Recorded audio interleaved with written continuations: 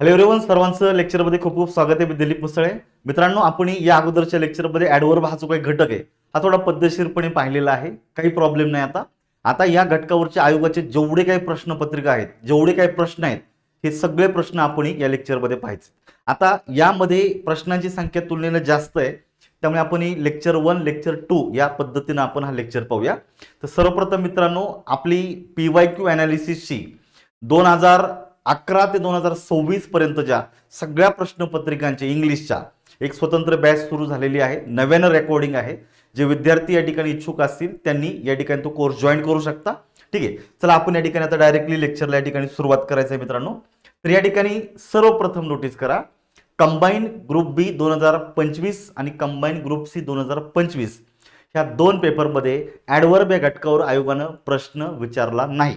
त्यामुळे तो पेपर या ठिकाणी शो होणार नाही. हे लक्षात, या छोट्या छोट्या गोष्टी तुम्ही लक्षात ठेवायचं. त्यामुळे आपला पहिला जो काही प्रश्न आहे तो ग्रुप बी 2024चा आहे. त्यामुळे इथून आपल्याला बॅकडेटेडच्या सगळ्या क्वेश्चन्स या ठिकाणी आपल्याला या ठिकाणी घ्यायचे. प्रश्न काय दिले बघायचं. आता प्रश्न मी स्वतः टाईप केलेले आहेत, त्यामुळं हे सगळं टायपिंगच्या स्वरूपात तुम्हाला दिसतंय. सेम प्रश्न तुम्हाला पेपरमध्ये दिलेले आहे. मी शक्यतो एकही स्पेलिंगची इरर या ठिकाणी होऊ देत नाही, याची मी पूर्ण काळजी घेतोय. Find out the correct parts of speech of the underline words in the given sentence. आपल्याला काय विचारले मित्रांनो, पार्ट्स ऑफ स्पीच विचारलेलं आहे. तर अशाही स्वरूपाचा प्रश्न येतो. तो तुम्हाला प्रश्नाचं स्वरूप समजून सांगतो. या ठिकाणी कधी कधी तुमच्या वाक्यामध्ये म्हणजे प्रश्नामध्ये 3, 4, 5 कधी कधी 6 वाक्य देतात आणि त्या वेगवेगळ्या वाक्यांमध्ये एकच शब्द रिपीट झालेला असतो आणि त्या शब्दाला ते अंडरलाईन करून तो शब्द त्या विशिष्ट वाक्यामध्ये कोणतं पार्ट्स ऑफ स्पीच म्हणून वापरलाय याच्यावर तुम्हाला प्रश्न विचारला जातो. असे अनेक प्रश्न आयोगाने विचारलेले आहेत. आपण काही प्रोनाऊन मध्ये काय लिहिले, ऍडजेक्टिव्ह मध्ये काय घेतले, ॲडव्हर्ब मध्ये काय घेतोय, नाऊन मध्ये काय घेतलेले, असे डिव्हाइड करून दिलेले आहेत. त्यामुळे हे आपल्याला व्यवस्थितपणे समजून घ्यायचे. आणि आपल्या सिम्प्लिफाईड इंग्लिश बॅचमध्ये जेव्हा तुमचा पार्ट्स ऑफ स्पीच कंप्लीट होईल तेव्हा स्वतंत्र लेक्चर याच्यावर घेतला जाईल. असे टॉप क्वालिटीचे 50 शब्द वेगवेगळ्या वाक्यांमध्ये वेगवेगळ्या पार्ट्स ऑफ स्पीच मध्ये कसे येतात ते सुद्धा त्या ठिकाणी मी तुम्हाला सांगणार आहे. बघा, ऑल इज नाव लॉस्ट. आता या ठिकाणी तुम्ही जर वाक्य जर काळजीपूर्वक जर पाहिलं तर तुमच्या लक्षात येते, इथं तुम्हाला एक शब्द अंडरलाईन करून दिलेला आहे, तो आहे तुमचा ऑल. या ठिकाणी ऑल या शब्दाचा पार्ट्स ऑफ स्पीच वाचला. दुसरं विचारलंय, all men are mortal. All same शब्द आहे या ठिकाणी तुम्हाला दिलेला आहे.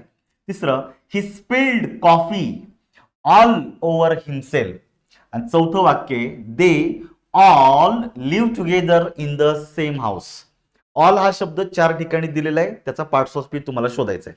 आता एक एक जाऊया आपण. बघा, ऑल इज नाव लॉस्ट. इथं शब्द दिलेला आहे क्रियापद. क्रियापदाच्या आधी नेहमी काय येत असतो मित्रांनो, सब्जेक्ट येत असतो. मग आता तुम्ही नोटीस करायचं, सब्जेक्ट जो असतो, सब्जेक्ट मध्ये काय काय येऊ शकतं, एक तर नाऊन येऊ शकतो किंवा एकतर प्रोनाऊन येऊ शकतं. नाऊन आणि प्रोनाऊन दोन्ही पण पॉसिबल आहे.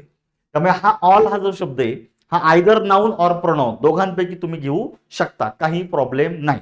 त्यामुळे आता नोटीस करा, या ठिकाणी हा नाऊन आहे, या ठिकाणी प्रोनाऊन आहे, या ठिकाणी नाऊन आहे आणि या ठिकाणी प्रोनाऊन आहे. काही चुकीचं नाहीये, हे तुम्ही नोटीस करा. त्यामुळे हा शब्द या 4ही ठिकाणी ए प्रमाणे बरोबर दिलेले आहे. पुढच्या वाक्याकडे चला. All men are मॉर्टल. मित्रांनो, मेन हा शब्द नाऊन आहे आणि नामाची अधिक माहिती देणारा जो शब्द असतो त्याला आपण ऍडजेक्टिव्ह म्हणतो.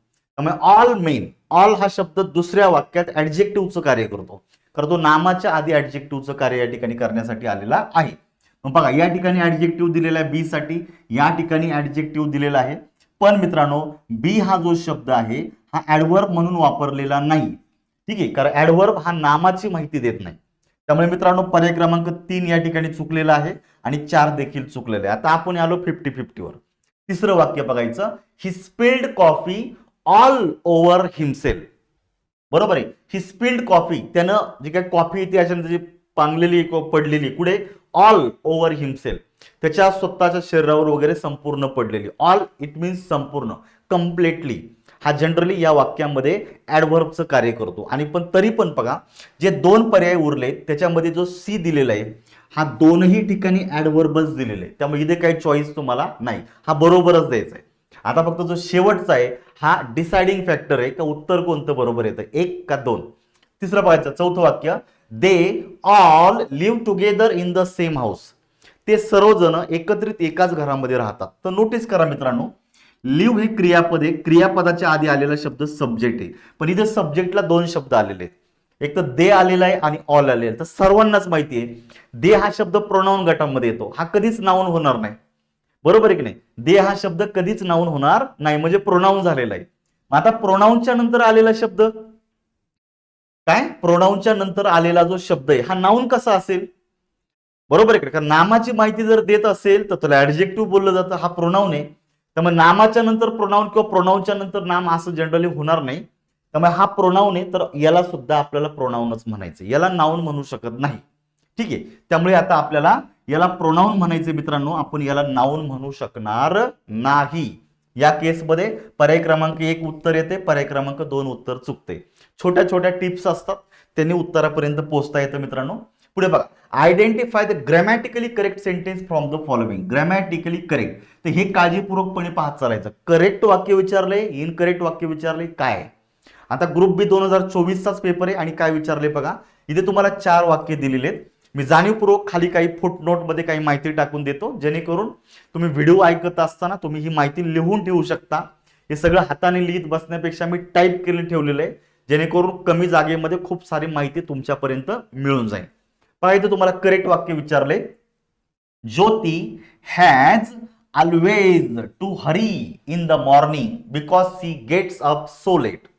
दुसरं वाक्य, Jyoti always has to hurry in the morning because she gets up so late. दोन्ही वाक्यांमध्ये दोन्ही ठिकाणी एकच वाक्य आहे, फक्त ऑलवेज हा जो शब्द आहे याचं लोकेशन त्यांनी बदललेलं आहे.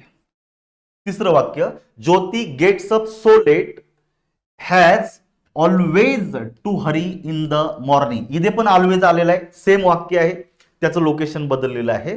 And Jyoti is getting up so late having so Hari in the morning. या ठिकाणी काय ऑलवेज आलेलं नाही, परंतु कुठेतरी जाणवतो ऑलवेज या शब्दाच्या कॉन्टेक्स्ट मध्ये दिलेलं आहे. आणि जे शेवटचं वाक्य आहे, बरोबर, इज गेटिंग अप, जनरली ही वाक्याची रचना चुकीची आहे. ठीक आहे, त्यामुळे आपण चौथा पर्याय रिमूव्ह करतो. आता राहिले 3 पर्याय. या 3 पर्यायांमधून आपल्याला एक वाक्य बरोबर आहे कसं शोधायचं असेल तर मित्रांनो, इथे एक शब्द रिपीट झालेला आहे 3 वेळा, याचा अर्थ ऑलवेज शब्दाच्या संदर्भात हा प्रश्न आहे.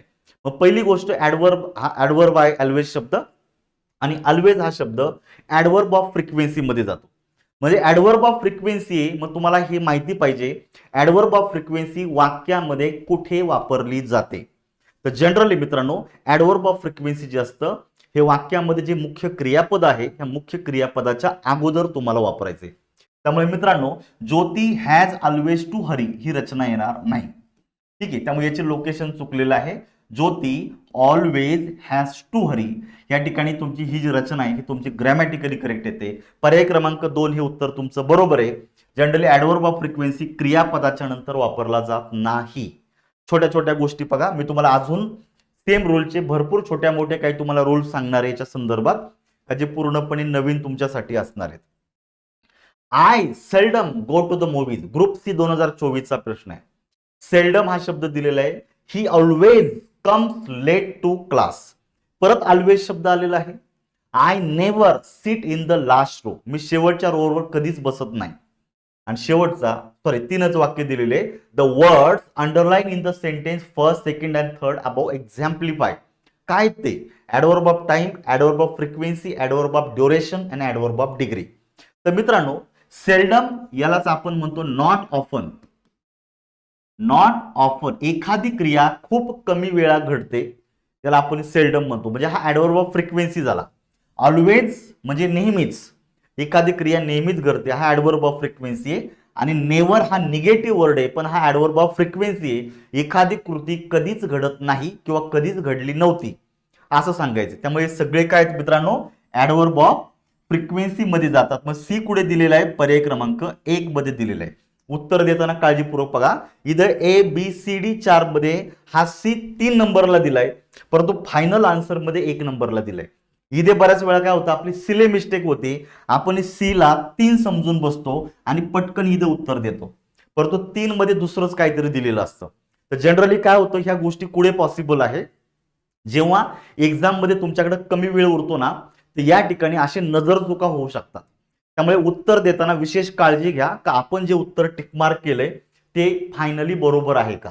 ठीक आहे, ह्या गोष्टी पुस्तकात सांगू शकत नाही कोणी, म्हणून या ठिकाणी तुम्हाला हे लाईव्ह का घ्यायचं आहे असे व्हिडिओमध्ये हे बारकावे तुम्हाला या ठिकाणी सगळ्या गोष्टी समजून येतील. Identify the correct sentence or sentences. MPSC 2023 चा प्रश्न आहे मित्रांनो. ABCD अशी 4 वाक्य दिलेली आहेत आणि ह्या 4 वाक्यांमध्ये आपल्याला करेक्ट वाक्य विचारलेलं आहे. पाहूयात काय भानगड याच्यामध्ये दिलेले. He seldom or never drinks. Generally phrase seldom म्हणजे नॉट ऑफन हा निगेटिव्हच वर्ड झाला. ऑर नेव्हर कधीच नाही. तर जनरली मित्रांनो ऑर मुळे काय झालेले either this or that. Generally ही एक फ्रेजच आहे सेल्डम ऑर नेव्हर.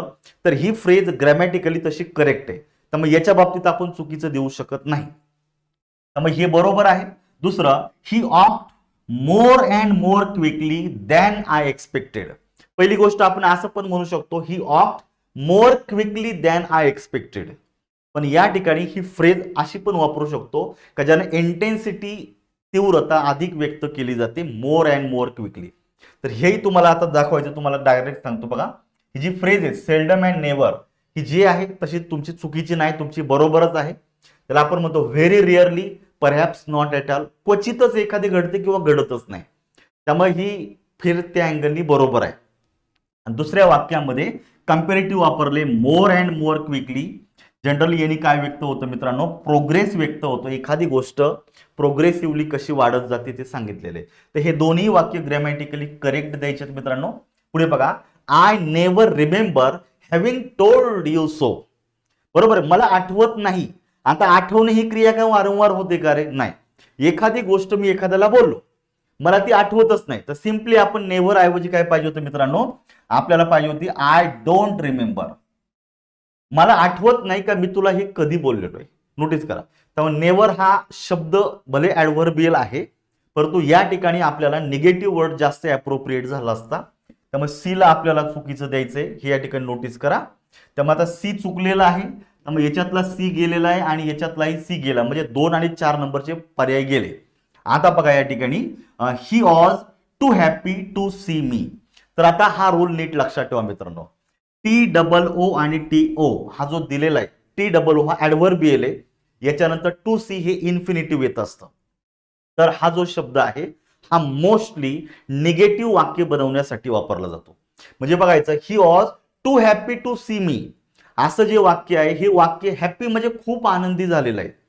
तर जनरली मित्रांनो या वाक्याला निगेटिव्ह सेन्स आहे पण याच्यातलं वाक्य बाकी शब्द बाकी पॉझिटिव्ह आहे. याला निगेटिव्ह आपण सो दॅटचा वापर करू शकतो. He was so happy that.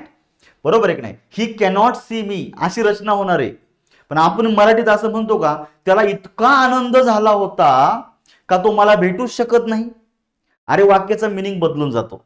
Notice करा. त्यामुळे वाक्याला पॉझिटिव्ह सेन्स आहे पण या ठिकाणी TOO आणि टू हा ऍक्च्युअली निगेटिव्ह सेन्स न वापरणारा शब्द आहे. त्यामुळे हे वाक्य ग्रॅमॅटिकली रॉंग आहे. मग आता तुम्ही म्हणाल की TOO आणि टू ही जी रचना आहे ही पॉझिटिव्ह वाक्यात येत नाही का? तर वाक्यामध्ये वापरली जाते परंतु जनरली याच्या अगोदर आपल्याला वाक्यामध्ये ओनली हा शब्द वापरावा लागतो. He was only too happy to see me. तर ही कुठेतरी आपल्याला पॉझिटिव्हिटी व्यक्त करणारा शब्द बनतो. त्यामुळे हा खूप रेअर आहे मित्रांनो.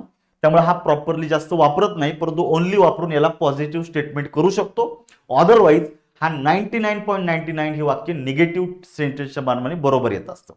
त्यामुळे डी ला जर चुकीचं दिला तर बघा याच्यातला आपण डी जातोय. तिसरा पर्याय उडाला म्हणजे फक्त पर्याय क्रमांक 1 आणि 2 म्हणजे 1 तुमचं बरोबर येते. हे बारकावे बघा. मी ज्या गोष्टी सांगितल्यात बऱ्याच ठिकाणी तुम्हाला व्यक्त केल्या जात नाही सांगितल्या जात नाही आणि क्लासरूम मध्ये ते एवढं होतच नाही. त्यामुळे ह्या गोष्टी सेपरेटली पहा मित्रांनो. विशेष करून याचा बेनिफिट तुम्हाला या ठिकाणी होऊन जाईल. Choose the correct sentences. Group B 2023 चा पेपर आहे मित्रांनो. परत या ठिकाणी तुम्हाला 3 वाक्य दिलेली. जनरली एक सांगण्याचा भाग आहे का हा जो टॉपिक आहे डायरेक्ट ऍडव्हर्बचा यातले मोस्ट ऑफ द जे काही क्वेश्चन्स आहे हे बरोबर आणि चूक म्हणजे कॉमन इररच्या अँगलनी ऍडव्हर्ब हा टॉपिक मोस्टली वापरलेला आहे. त्यामुळे रीडिंग करताना कशा पद्धतीने रीडिंग करायचं हे तुम्ही नीट लक्षात ठेवा. आपल्याला करेक्ट सेंटेन्स विचारलेले. He has made quite a fortune.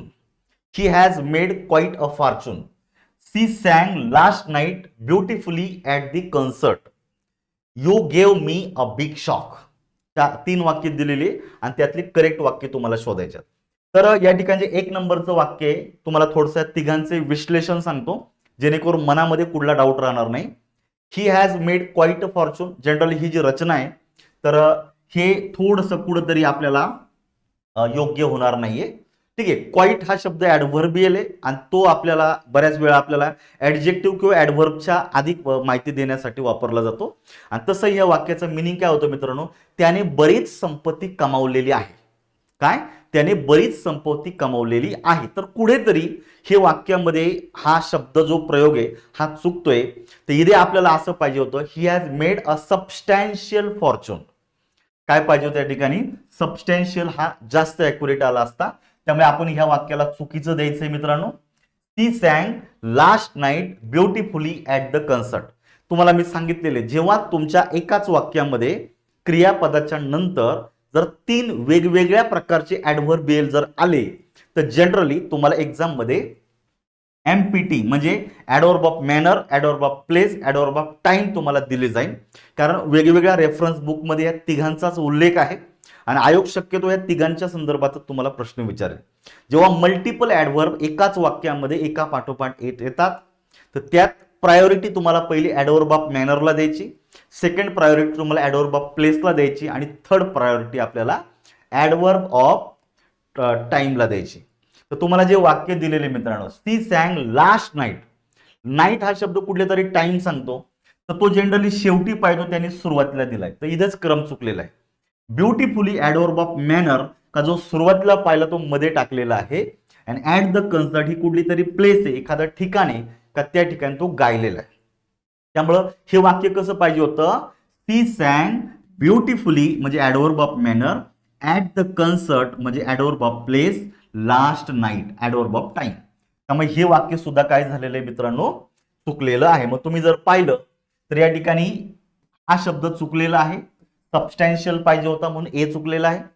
She sang last night हे चालणार नाहीये, she sang beautifully at the concert आणि हा जो लास्ट नाईट शब्द आहे हा वाक्याच्या शेवटी पाहिजे होता, त्यामुळे बी सुद्धा चुकलेला आहे. मग आता बघा, करेक्ट विचारल्यामुळे ए चालणार नाही म्हणून तिसरा पर्याय गेलाय, बी चालणार नाही म्हणून उरलेले दोन पर्याय गेले, म्हणजे एकच राहतो तुमचा पर्याय क्रमांक 1. आणि हे उत्तर आता बरोबरच यायला पाहिजे कारण इथं चॉईस राहत नाहीये तुम्हाला.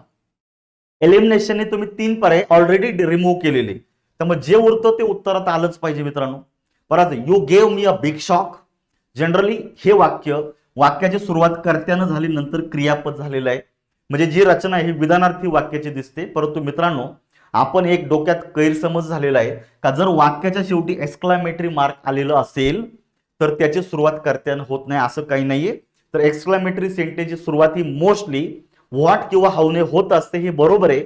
परंतु विधानार्थी वाक्यामधून सुद्धा आपल्याला कधी कधी एक्सक्लामेटरी म्हणजे असं उद्गारवाचक भाव व्यक्त करता येतो.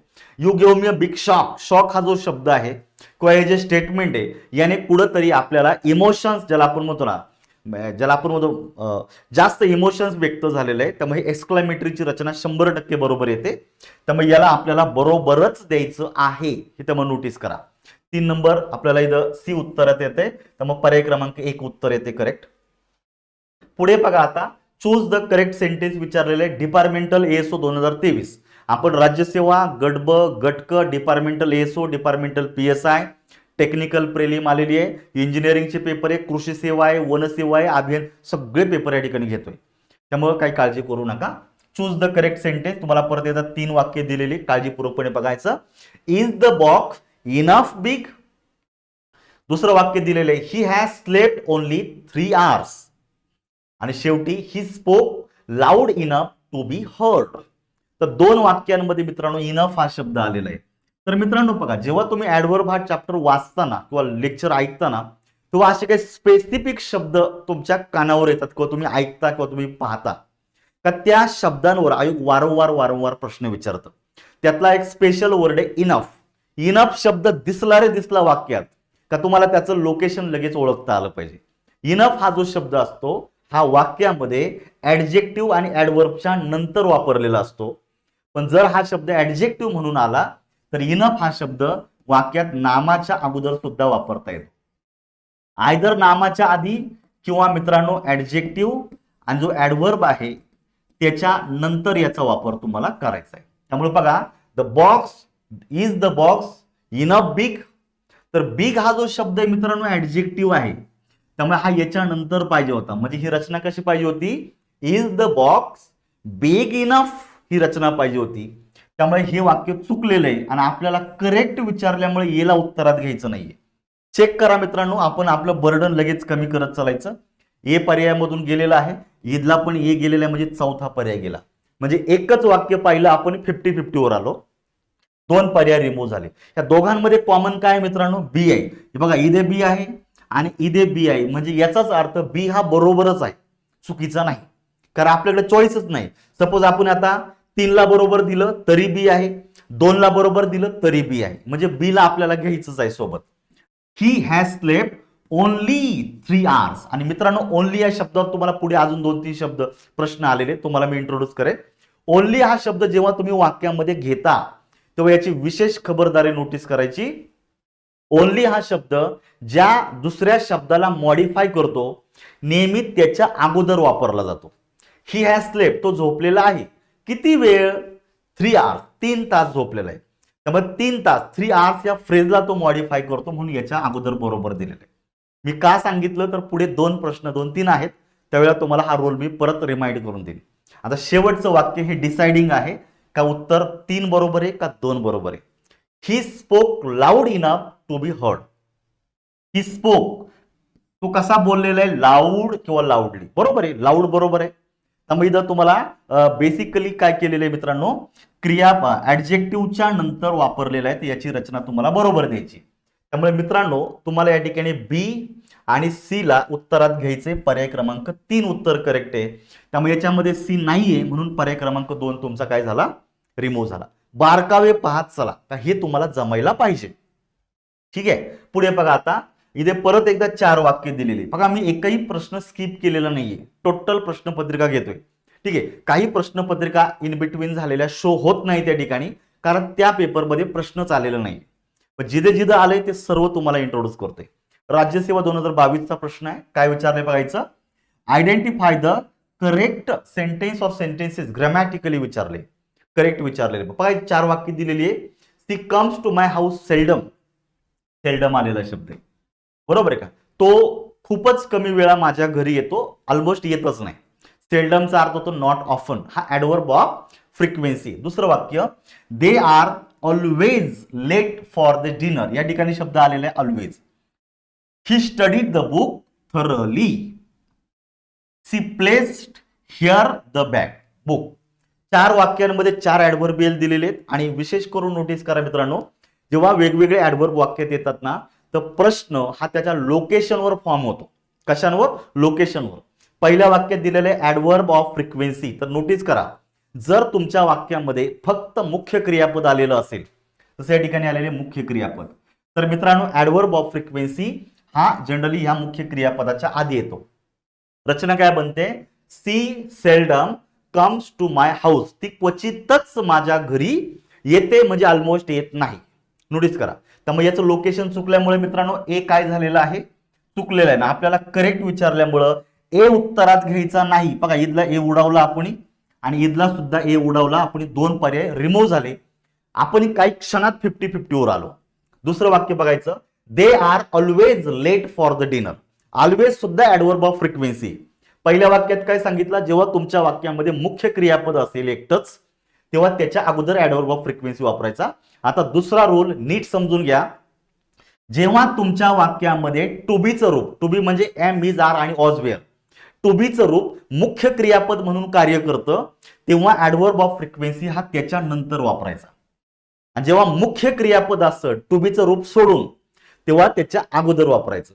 रूल क्लिअर करा. याच्यावर आयोग जनरल तुम्हाला काय करते, प्रश्न विचारतं आहे. त्यामुळे मित्रांनो, याची रचना तुमची बरोबर आहे, हे चुकीचं द्यायचं नाही. असं म्हणायचं नाही they always are left for the dinner, असं होणार नाही. ठीक आहे, त्यामुळे बी बरोबर आहे. He studied the book thoroughly.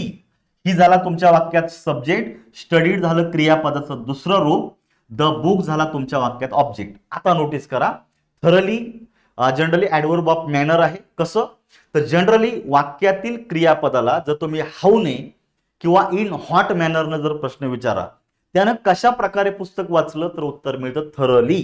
Thoroughly त्याच्यामधून गेलेलं आहे पूर्णतः. तर मित्रांनो हा झाला ऍडव्हर्ब ऑफ मॅनर. मग ऍडव्हर्ब ऑफ मॅनर कुठे येत असतो? ऍडव्हर्ब ऑफ मॅनर जनरली इंट्रान्झिटिव्ह व्हर्बच्या नंतर वापरला जातो.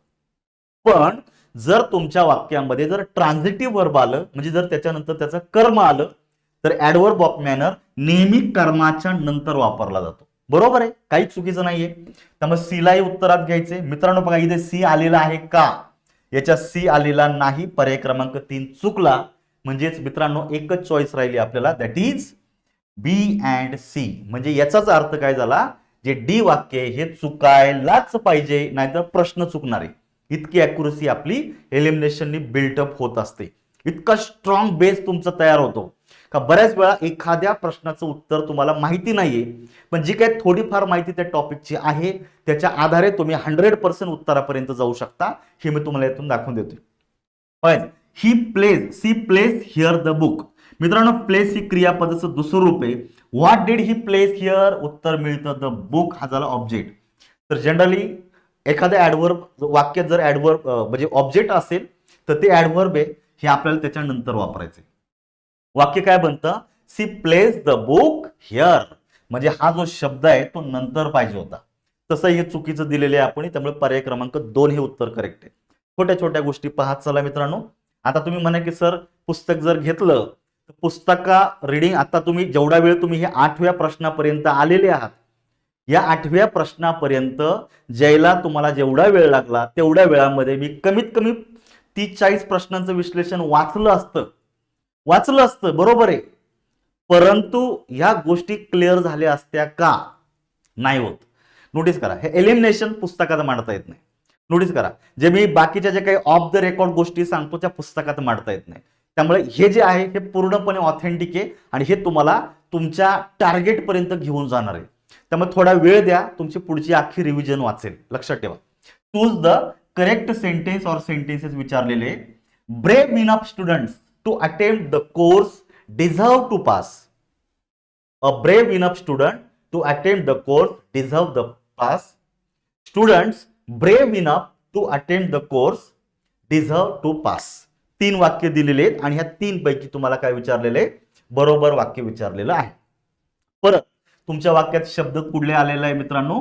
इनफ शब्द आलेला आहे. इनफ शब्द आला का त्याचं लोकेशन चेक करायचं, जास्त डोकं लावायचं नाही. तर मित्रांनो बघायचं, जनरली ऍडजेक्टिव्ह ऍडव्हर्बच्या नंतर वाक्यामध्ये काय येत असतो? इनफ शब्द येत असतो. एक नवीन रूल अजून ऍड करतो का जो तुम्हाला माहिती पाहिजे, तो बऱ्याच ठिकाणी दिलेला नाहीये.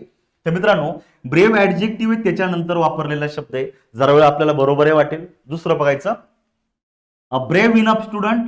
तरी द ब्रेव हा शब्द ऍडजेक्टिव्ह त्याच्यानंतर आलेला आहे. आणि दुसरं बघायचं, या ठिकाणी पण आलेलं आहे ऍडजेक्टिव्हच्या नंतर. म्हणजे यांनी प्रश्न विचारताना विशेष काळजी घेतली का इनफ हा शब्द ऍडजेक्टिव्हच्या नंतर टाकलेला आहे. परंतु आता रूल वाढलेला आहे, नवीन टाकलेला आहे, तो नीट समजून घ्या. जनरली जे ऍडजेक्टिव्ह आलेलं आहे का ज्याच्यानंतर इनफ शब्द आलेला आहे, ऍडजेक्टिव्ह ज्या नामाला क्वालिफाय करतं, नोटीस करायचं. आणि ज्या ऍडजेक्टिव्हच्या नंतर इनफ हा शब्द आलेला आहे ते ऍडजेक्टिव्ह ज्या नामाला क्वालिफाय करतं ते ऍडजेक्टिव्ह आपल्याला ह्या नामाच्या नंतर यूज करायचे. त्यामुळे आपल्याला जी रचना आहे ही थोडीशी आपल्याला काळजीपूर्वकपणे लक्षात ठेवायची. या ठिकाणी तुम्हाला 2 पॉसिबिलिटी सांगतो मित्रांनो. A student who is brave enough to attempt the course deserve to pass. ही रचना अशी पण लिहू शकता, अ स्टुडंट, कुठला student, who is brave enough to attempt the course.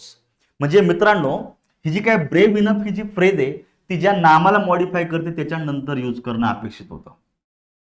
आणि पहिल्या 2 वाक्यांमध्ये काय केलेलं आहे की नामाच्या आधी आलेलं आहे का जे चुकीचं दिलेलं आहे. ठीक आहे. त्यामुळे आता राहिलं आपलं तिसरं वाक्य, students brave enough to attempt the course deserve to pass. म्हणजे या ठिकाणी क्लॉज कुठला झालेला आहे मित्रांनो? कुठले विद्यार्थी brave enough to attempt the course? हे विद्यार्थी. त्यामुळे आपल्याला हे अजून एक वाक्य आहे, जर वाक्यातील करता एक वचनी असता स्टुडंट तर असं झालं असतं, a student brave enough to attempt the course deserve to pass. ह्या मेन क्लॉज मध्ये नामाची अधिक माहिती देणारा हा ऍडजेक्टिव्ह क्लॉज झाला असता. छोट्या छोट्या गोष्टी नोटीस करायचं. आणि ह्या नामाविषयी ही फ्रेज आलेली आहे. सेम या ठिकाणी आता नाम अनेक वचनी आलेलं आहे. त्यामुळे मित्रांनो ही क्रियापदही अनेक वचनीच येणार आहे, हे नोटीस करायचं. आणि या अनेक वचनी नामाला क्वालिफाय करणारी ही फ्रेज आलेली आहे या ठिकाणी, येतं लक्षात. त्यामुळे हे वाक्य ग्रॅमॅटिकली कसं द्यायचंय, आपल्याला करेक्ट द्यायचं आहे. आणि म्हणून 8 नंबरसाठी आपल्याला पर्याय क्रमांक 4 उत्तरामध्ये येतो, हे नोटीस करा. या ठिकाणी ए आणि बी नको आहे, बी गेला, ए गेला आहे. ए आणि बी ओनली येणारच नाहीये, त्यामुळे ओनली 4 ला मार्क करायचं. येतं लक्षात. संकल्पना क्लिअर करा, जेणेकरून तुम्हाला लॉंग टाइम एक्झाम मध्ये याचा बेनिफिट तुम्हाला मिळून जाईल. पुढचा प्रश्न आहे या ठिकाणी बघायचा आता, identify the functions of the word after in the following sentence. 4 वाक्य दिलेले आहेत आणि या 4 वाक्यांमध्ये आफ्टर हा शब्द कोणत्या पार्ट्स ऑफ स्पीचचा आहे, ते काय फंक्शन करतो ते विचारलेले. शब्द एकच आहे आफ्टर. कंबाईन सी 2022 चा पेपर आहे बघायचं. 4ही वाक्य काळजीपूर्वकपणे वाचा, तुमच्या लक्षात येईल बऱ्याच गोष्टी याच्यामध्ये. तर दे अराइव्ड सून आफ्टर, दे झाला तुमच्या वाक्याचा कर्ता, अराइव्ड झाला वाक्यातील क्रियापद. आता वाक्यातील क्रियापदाला मित्रांनो व्हेन न प्रश्न विचारा.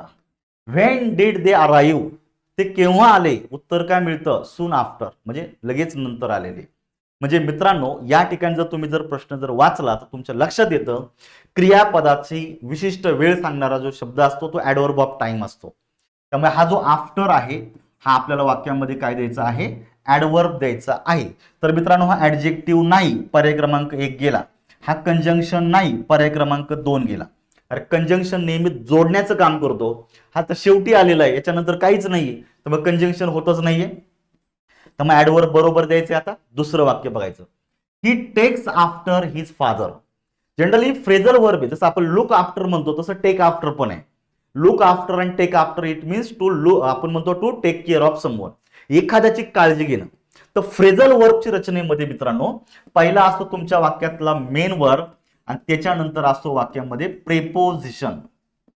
जर दोनच शब्दांची जर फ्रेजल वर्ब असेल तर पहिला मेन वर्ब असतो आणि दुसरा प्रेपोजिशन असतो. त्यामुळं हा जो आफ्टर आहे हा निश्चित काय झालेला आहे, तुमचा प्रेपोजिशन झालेला आहे. तर आता या ठिकाणी बघा आता दोनच पर्याय राहिले. एका ठिकाणी दिलेले प्रेपोजिशन, एका ठिकाणी दिलेले ऍडजेक्टिव्ह. ऍडजेक्टिव्ह आहे का, तर कधीच नाही. त्यामुळे ऍडजेक्टिव्हला जर आपण रिमूव्ह जर केलं तर मित्रांनो आपण फक्त 2 पर्याय पाहिले आणि आपण उत्तर फायनल मारलेलं आहे, ते पर्याय क्रमांक 3. म्हणजे जे उरलेले जे आहेत त्याच्यामध्ये तिसऱ्यामध्ये तो ऍडजेक्टिव्हच पाहिजे आणि चौथ्यामध्ये तो कंजंक्शनच पाहिजे, नाही तर आयोगाचा प्रश्न चुकेल. इतकं एलिमिनेशन स्ट्रॉंग तुम्हाला बनवून देतं आणि हे फक्त या व्हिडिओमध्ये तुम्हाला कळणार आहे, दुसरीकडे नाही. या ठिकाणी बघायचं, आफ्टर एजेस शाल सिंग हिज ग्लोरी. तर मित्रांनो हे एजेस हा शब्द नाव नाही, नामाच्या आधी नामाची माहिती देणारा शब्द ऍडजेक्टिव्ह झालेला आहे. शेवटचं वाक्य वी वेंट अवे हा एक मेन क्लॉज आहे, आफ्टर दे हॅड लेफ्ट. तर 2 वाक्यांना जोडणारा, 2 क्लॉजला जोडणारा जो शब्द असतो तो झाला तुमचा कंजंक्शन, का जो तुम्हाला 3 नंबर मध्ये दिलेला आहे. सगळी उत्तर आपली बरोबर आलेली. आपण उत्तर आधीच काढलेले, पण मी आता कसे आपण विश्लेषण करतोय त्यामुळे शेवटच्या पर्यायापर्यंत जाणं माझं काम आहे. परंतु मित्रांनो तुम्हाला वेळ वाचवायचा आहे. एलिमिनेशन हे 100% शास्त्रशुद्ध आहे, ते तुम्हाला कमीत कमी वेळेमध्ये 100% ॲक्युरेट उत्तरापर्यंत घेऊन जाईल आणि जो तुमचा नाहक जो वेळ वायाला जातोय त्या वेळेमध्ये तुमच्या पुढच्या प्रश्नाचं उत्तर देता येईल. हे जनरली करावं लागतं, तेव्हा तुमचं टाइम मॅनेजमेंट मॅच होतं एक्झाम मध्ये. 10 नंबरचा, he is almost correct in his decision. बरोबर आहे, ही इज ऑलमोस्ट करेक्ट, काही प्रॉब्लेम नाही याच्यामध्ये. The house is enough large to accommodate sizeable number of people. आत्ताच पाहिलेले आपण, हा तिसरा प्रश्न आहे इनफ वरचा. जनरली लार्ज हा ऍडजेक्टिव्ह आहे, इनफ हा त्याच्यानंतर पाहिजे. The house is large enough to accommodate sizeable number of people.